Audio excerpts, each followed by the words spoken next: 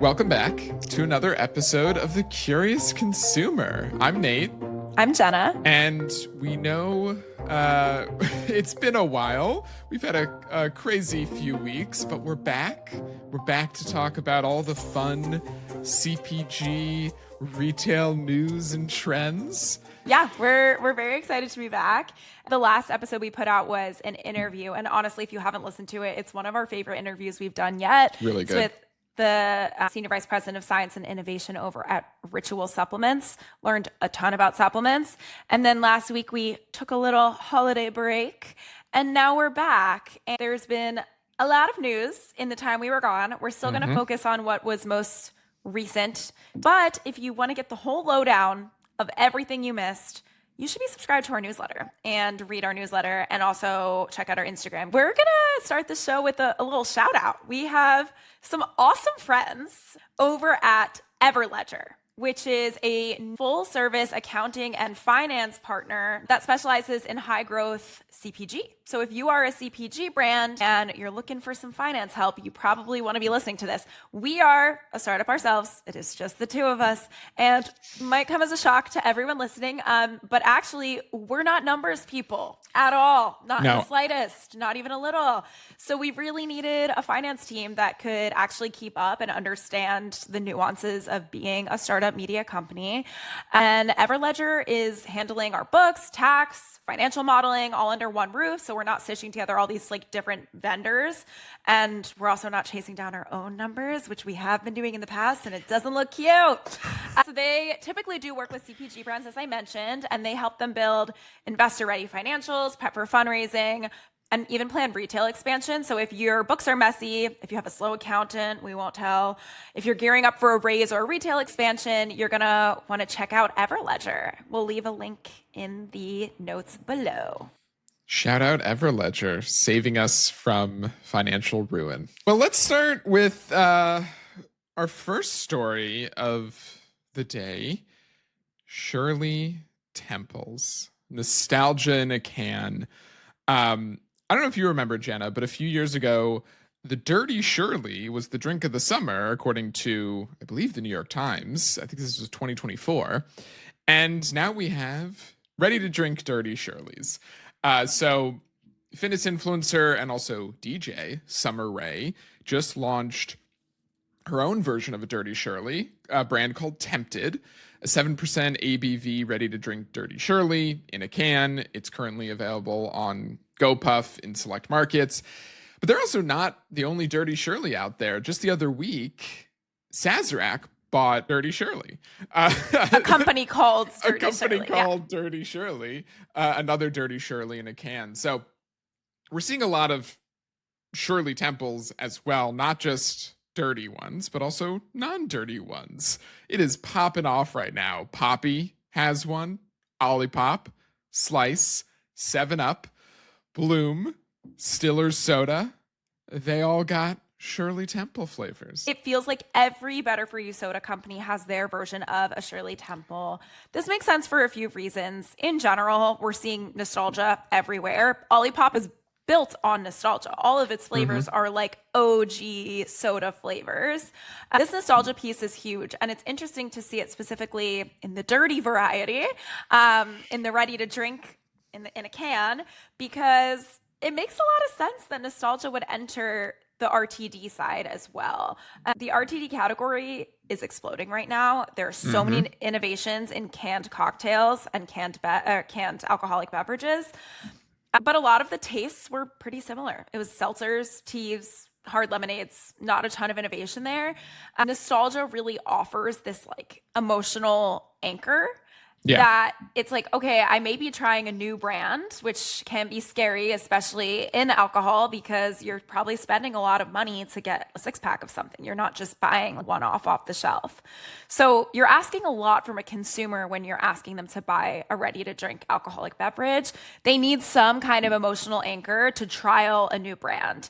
And Flavor is a great anchor. You can't stop Shirley. She is all over. I'm sure that we talked about a hard soda brand that launched recently called Crooked Pop. I am sure they will have a Shirley Temple flavor. They must. Very soon. Owl's Brew also has a hard soda, and I'm sure they'll come out with the Shirley Temple flavor very soon as well. I wouldn't be surprised if other canned alcoholic beverages also have Shirley Temple flavors launching soon. Yeah, and that's on nostalgia, as we said, but we have another story that is very related to this nostalgia element. We've talked a lot about how peanut butter and jelly as a flavor profile also is popping off this year. Everyone has a peanut butter and jelly flavored something. Yeah. And one of them that we spoke about, one of the brands we spoke about is Jams, which is a new better for you Uncrustables. It's a high protein, crustless, frozen peanut butter and jelly brand. And they just announced a partnership with the NFL. Amazing that Uncrustables didn't do this, because back in 2024, the New York Times reported that NFL teams across the board go through at least 80,000 Uncrustables a year.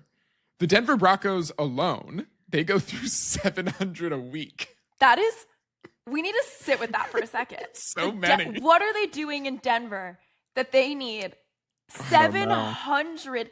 It must be like the Uncrustables are a great pre-workout when you think about it. It's like fast carbs. Right. Well, also, like, even if you're just like in between things, like, it's quick, it's easy, it's not super caloric, it has some protein, it's got some sugar in it, it's got carbs in it. It's a great like snack really at any time. And Jams is interesting because it has better ingredients, it's higher in protein. And the fact that they partnered with the NFL Players Association is genius. It's genius. And it's crazy that Smucker's didn't get to this first, especially when this report was 2 years ago. 2 years ago. They've had 2 years. That is so, there's something so smart about you're a startup. There's a lot you have to do to get people to be interested and excited about your product when is such a legacy brand in your category. And to look at the gaps and opportunities that the legacy brand isn't taking is so smart. Like, to see that New York Times article and be like, wait a second, the NFL is eating this many Uncrustables. Like, that's an opportunity for us, is so smart for a startup to do. And they're doing a collaborative flavor with the NFLPA, the NFL Players Association. And I do believe that there are some NFL players on their board and on their investor, on their cap table. So I think that's one of the ways this happened, but it's genius. And Jams is currently in at least one of their SKUs in same week store sales. They are outselling the same flavor of Uncrustables. So they're coming up in the ranks. People are looking for this. So congrats to Jams on this, because this is a great win for them. I think we should talk about another nostalgic leaning CPG thing, and that is OLIPOP. Now, there's nothing really new happening with OLIPOP, but they did just go through their first major brand refresh since they launched in 2018. I'm a really big fan of this new packaging. It feels a lot more bold. It feels a lot more unified, much more cohesive branding across the SKUs. But I think the most interesting thing that I saw when looking at this branding compared to the one from the past few years is how much they've removed around health claims on the front of pack. It used to say supports digestive health, and now it just says store anywhere, chill to enjoy. And then it obviously also says a new, better kind of soda, which was in the last iteration of the packaging.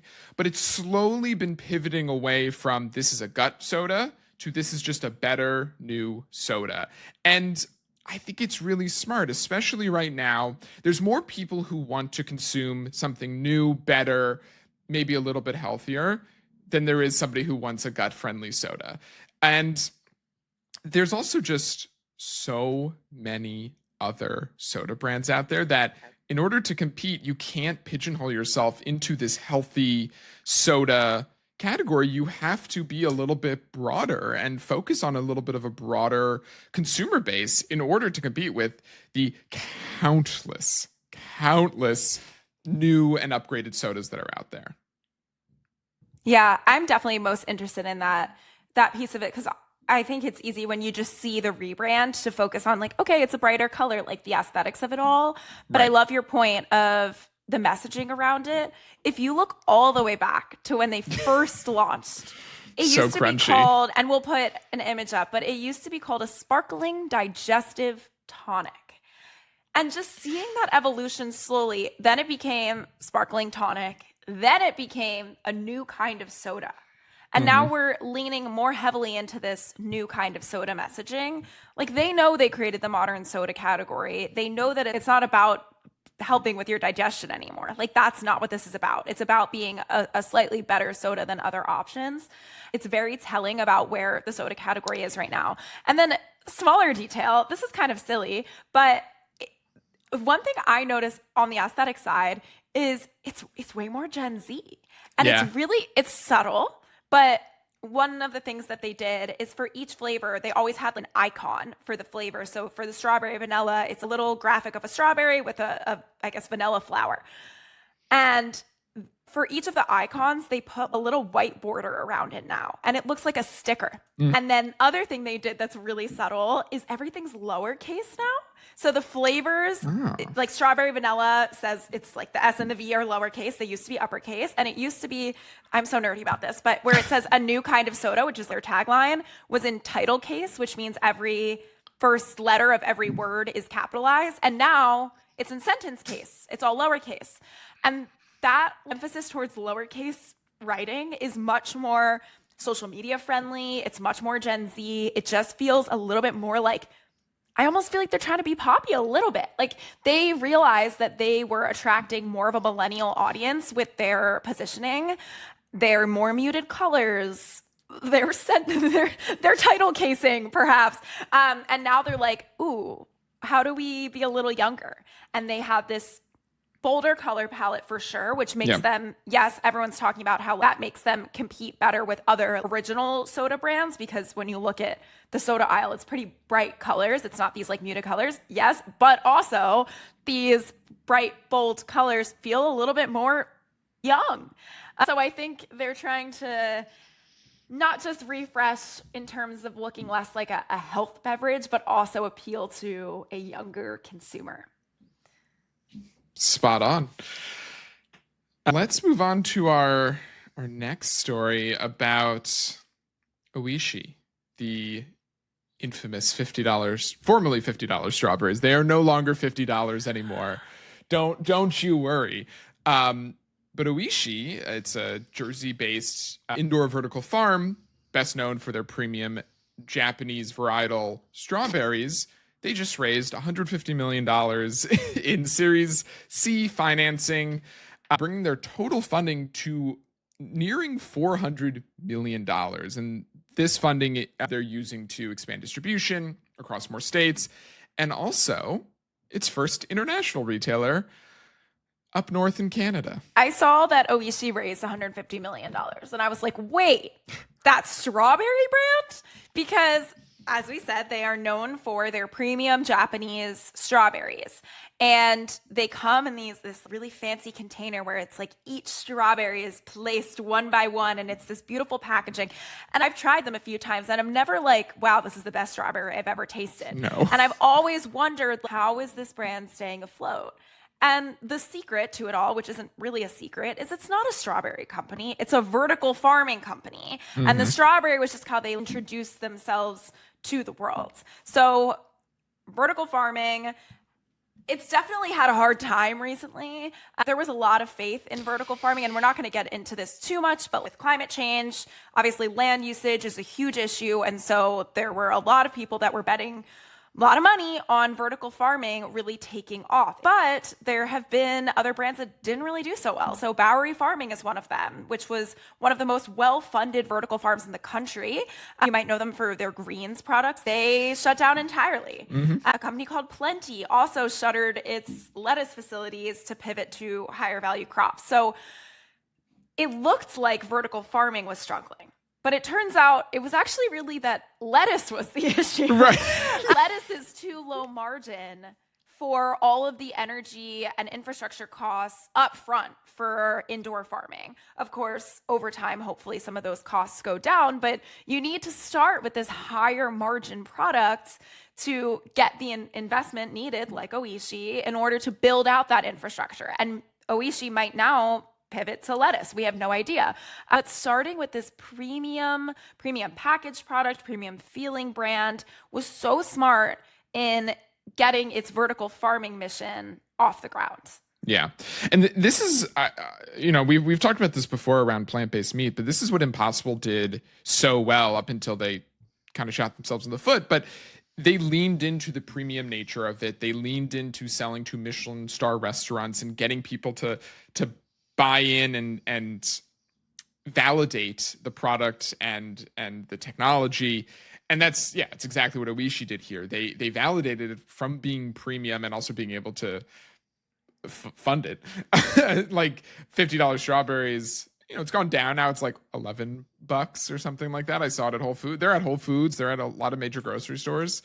But all of this is to validate the technology and the product and show that it can be done. And I really hope that this succeeds because, vertical farming and indoor farming, aquaponics, all of that is just such a benefit to society to be able to have in dense urban centers the ability to produce produce and not have it go more than 10 miles away from the indoor farm, reduce the amount of CO2 that's emitted, reduce the amount of pesticides that go into our land. This is an amazing technology that I pray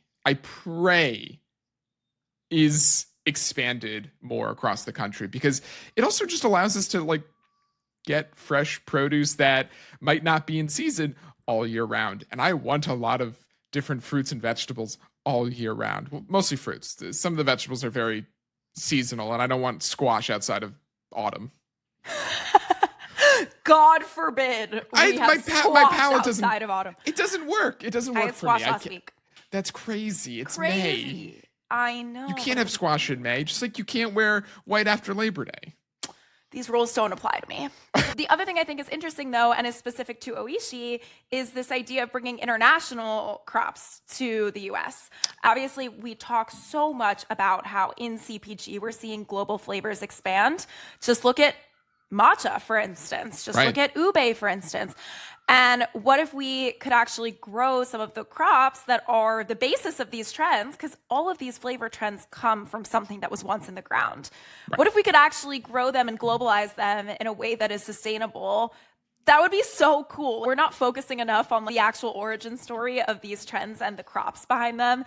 So I'm very excited for Oishii to have a little bit more money in their pocket and see what other kinds of, hopefully, Japanese produce they can bring to the U.S. Speaking of things that come from the ground, do beans come from the ground? Yeah. Lupini. Lupini beans. Yes. Brahmi, which is a lupini bean fortified pasta. It's not all lupini beans. It's got wheat in it. They just raised a $33 million Series B led by VMG Partners. It's one of the best pasta brands on the market, I think. I think it's delicious. It's got a lot of protein in it. And they're growing like crazy, projecting 400% year-over-year growth by the end of 2026. So a $33 million raise is not that surprising. No, it's not. And it's really exciting. As you said, it's lupini bean fortified. So to back up a little bit, lupini beans, if you're not familiar, are a bean variety. For some reason, they haven't been popularized the way that other beans have, but they are uniquely very high protein beans. So there have been a few different CPG brands that have innovated with lupini beans in the past few years. Not all of them have taken off because this is a foreign bean to so many people. And so what Brahmi did that's really smart is it's pasta that is high protein. And then you turn it over and you're like, oh, because there's lupini beans in it. Yeah. And that makes it so much more approachable. So they are made partly with lupini beans and then partly with durum semolina wheat. So that's really high quality pasta wheat. And when they blend some, and I am so passionate about blending products. This is like so smart. You should read this newsletter because I did a deep dive that we're not really going into on the future of alternative proteins. But part of this story, spoiler, is that a lot of the alternative proteins are going to be blended with whey products in the future because people still want their whey products. They like the taste of it. They like the texture, but whey isn't sustainable. There's a shortage. And also there's so many health benefits that come from some of these plant proteins. So blending a whey product with a alternative protein product, like a plant-based protein product, is going to be the future of the protein aisle, I think. And this is an example of that in the pasta aisle. So it's not blending proteins, but it's blending beans, which for a while we saw this craze of Banza introducing beans to the pasta aisle. People loved their bean pasta, whatever. Then it kind of phased out and people went back to normal pasta. They took both of those ideas and blended them together. You can still get high protein and you can get the original high quality pasta. So they're competing with both. They're competing with high quality pastas that are made with fancy wheat, and they're competing with the bean products. And what was really interesting is in the last year, the only subcategory within pasta that actually increased in sales is this specific category of grain plus legume. Legume in this case is lupini. Meanwhile, chickpea, whole wheat, and brown rice all saw declines. All saw declines. The only alternative grain that saw an increase in year-over-year sales is this combo of grain plus legume. I think that is so interesting. And pasta is one of those categories that, like, the reason those categories are the reason those types of pasta products are not increasing in sales is because they have a texture and taste issue. They tend to fall apart. They tend to taste a bit off. And with pasta, consumers want pasta. Like, they want pasta. They want it to taste good. There's a reason people like pasta. And with blending it, they get their function and potential added health benefits, but then they still get the familiar format and texture and taste of pasta, of the pasta that they know. And I really I don't think that most consumers are willing to give up as much as brands think they are. I think this is the reason why, like, we're seeing a lot of protein brands come out that are not targeted towards the fitness community, and that they're better formulated, they taste better, they have better texture, they have better sweeteners, they have better flavor. And those are working because consumers don't want to give up what they know. They just don't. They want added function. I do believe that consumers want more out of their food, but they're really not willing to give up that much. The fitness community is, because they're focused on the macros of it all. They're not really focused on taste and consistency that much. But the general consumer is. The general consumer cares about what they're putting into their body. And blending of the lupini beans with wheat or with the flour enables it to taste and feel just like the normal product that they're used to, with a little bit more. And that's the key here. That's the real, like, learning from this product. The other thing I wanted to add quickly is it's interesting timing, because Brahmi has been making this product for a while. They've seen, as we said, 400% year-over-year growth. And now Banza this year comes out with kind of a similar product, which is that they came out with a blended product. It's a high protein wheat pasta, which was wild for this brand because they were very far away from wheat. They were always the alternative brand.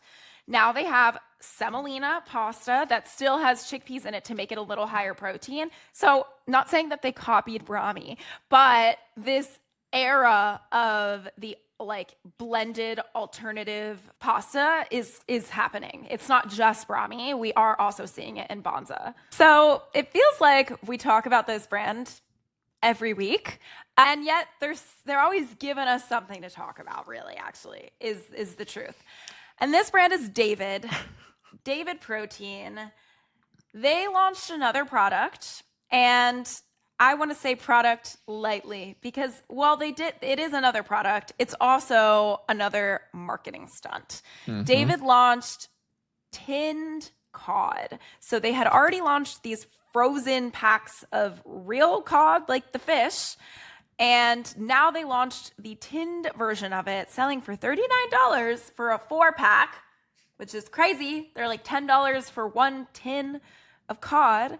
And it's the follow-up to the very viral frozen cod stunt.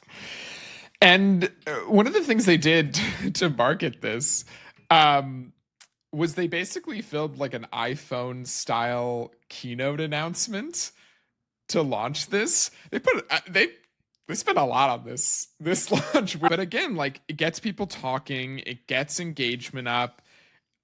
I get it, and you know, for them, their whole thing with the cod, if you don't get it, is David has amazing macros. They have some of the best protein to calorie ratios on the market of nearly any product, only second to something like cod, where a fillet of cod has like 23 grams of protein per 100 calories.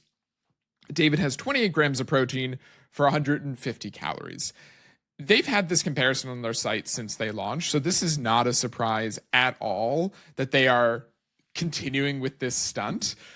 Also, it's weird, and people like to talk about weird things, so this is not surprising at all that they're doing this. I'm curious to see what they do for their ice cream launch and how they're gonna do that. I mean, Bella Hadid is eating their ice cream right now in Saint-Tropez on her freaking yacht. And that is the launch, Nate. We don't need to be curious about it. True. You don't think they paid Bella Hadid to hold their ice cream on her yacht and have pictures of it? I want to know, how did they get ice cream to Saint-Tropez and it didn't melt? These are, I think, when you have the kind of money they must have, you'll do anything. Guess. But yeah, David is always doing like the most unhinged possible thing. We know this for them. The thing that is fun about the tinned cod, their packaging is insane. You need to look at the packaging. The packaging for this tinned cod is what looks like a Renaissance painting of a cod eating a man. And it's all part of this. It's all like conversation starters, things to just like get people talking because they're so weird and they are so good at that. This isn't them coming for Fishwife. They're not going to become a tinned fish company by any means. It's a marketing stunt, and it's a good one. It's a great one. And I do think that we're going to start to see a lot of brands try and echo this version of unhinged marketing. Yeah. When we think of unhinged marketing, I think of Liquid Death in a lot of ways. We saw a lot of Liquid Death-esque copycats in marketing of these like extreme hardcore marketing stunts. Now we're going to see a lot more of these, like, I don't even know how to describe this genre of marketing. It's like taking itself seriously in a way that we know, like, it's like what's funny about it is how seriously it's taking itself. I think Liquid Death took it too far, where there was like the only thing they did, and they're like, we're the funniest people on the planet. I'm like, yeah, you've done the same thing 1,000 times. That's not, you got to change things up. Like it's not going to work anymore. David almost feels like it's a different type of confidence than Liquid Death had. I don't know how to describe it, but it like, they're aware of what they're doing, but it doesn't diminish the quality or the efficacy of it, where I feel like Liquid Death at a certain point knew what they were doing, thought it was still good, and still went for it anyways. And it was just like, okay, you're doing the same thing. Like, let's change it up. I like how they do loud marketing and quiet marketing. Like the Bella Hadid with the David thing, like that was just Getty Images, Vogue captured that. Like somebody just saw that. They probably paid somebody to go take the photo. I'm so sure that was paid for. But from the optics of it, it looks like, oh wait, what is she holding in this random Vogue shoot from the paparazzi? It's great. And even the speculation around, did David pay for this? Is this a marketing stunt or is this natural? Is marketing in itself. Us talking about this and trying to figure out if it was a paid activation or if it happened naturally requires us looking back at the picture, trying to figure out if it looks staged or not. It's all so strategic, so smart. I would say I think more CPG brands can learn from it, but I also don't want too many CPG brands doing it. I think it's like it works if you're a certain kind of brand. This type of marketing for brands really only works if it feels like it's natural to you. And I don't think it comes naturally to everybody. And that's fine. That's a good point. Because everything's been done, you kind of have to do what feels right. You can't just do what feels like a good opportunity, because that's not always what's right or what's going to work. Our next story is about bananas. Well, banana water, which, not surprising that this is a thing. There's banana milk, for Pete's sakes. There's corn milk. So it's not surprising that we're making water out of bananas. Banagua, which is a banana water company, they just raised $5.5 million to grow here in the U.S. They're an organic banana water brand. They're already in almost 4,000 doors across the country in Sprouts, Kroger, Albertsons, and of course, Erewhon. Recently, banana's been having a moment. Arabelle's came out with a banana flavor. Rhode has banana eye patches. And, banana bread has been popular with Go Nanas. As WWD called it, it's a banana girl summer. I don't disagree. Actually, the place that I think I'm seeing banana the most is in cafes. Coffee culture has really adopted banana as a flavor. I'm seeing a lot of like banana cold foam. I'm seeing a lot of banana bread lattes. Delicious. It's a great combo. But yeah, bananas happening. And banana water, as you said, is really interesting because it might be like, well, the co-founder wants it to be the new coconut water. I don't know if it will be the new coconut water, but there is a lot of interest around this flavor profile right now. And I think people are looking for a new coconut water. They want that, like, there's electrolytes. It's a hydration beverage, and it's entering the hydration category at a time where there are so many hydration beverages. But this one can safely say the ingredients are just organic bananas. And every time that there is this huge trend in a function, you always see something rise to the top that is the simplest ingredient version of that function. So I think there's a lot of potential in it. I haven't tried it yet. I really want to try it. I need to go find it. I mean, will it become the next coconut water? I doubt it. Coconut water is like so dominant. Vita Coco has had its best year, at least from the stock market. It is back on the rise. It makes sense with the hydration boom. It makes sense. Exactly. Shall we move on to our last story of the week? Let's do it. Sleep strips. But think like Listerine strips that you pop on your tongue. So there's this company. It's called Sleep or Die. Excellent name. It's insane. If you don't sleep, you're gonna die. You're gonna die. They just got a $1 million investment into their angel round from True Beauty Ventures, so a beauty and skincare venture fund, and they're betting on this brand becoming the next big sleep lifestyle brand. And it's really interesting because over the past few years, gummies have dominated the supplement space. Everything's a gummy. Maybe there's a tincture. There's some patches, Kind patches, and Barrier, which we talked about in our newsletter last week. They just launched a Lactaid patch.